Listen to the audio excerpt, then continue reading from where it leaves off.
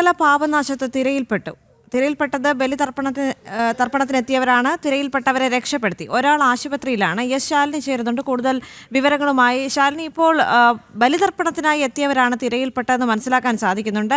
ഇവർ ആശുപത്രിയിലാണ്. എന്താണിപ്പോൾ നിലവിലെ സ്ഥിതി?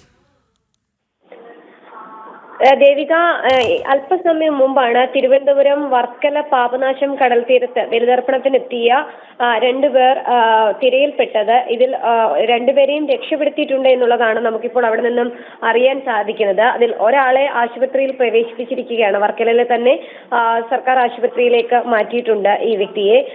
കഴിഞ്ഞ മണിക്കൂറിലൊക്കെ തന്നെ അതിശക്തമായ കടൽക്ഷോഭം ഈ മേഖലയിൽ അനുഭവപ്പെടുന്നുണ്ട്.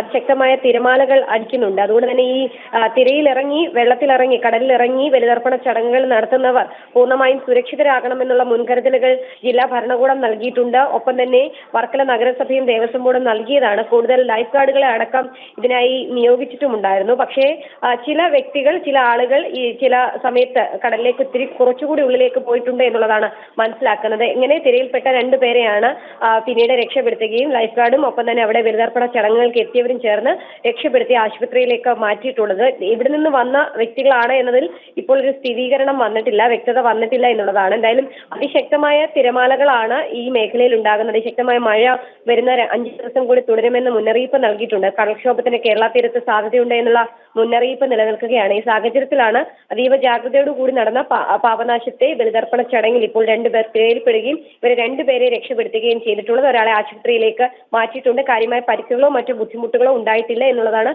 നമുക്ക് ഈ ഘട്ടത്തിൽ അറിയാൻ സാധിക്കുന്നത്. ദേവിക. ശരി ശാലിനി.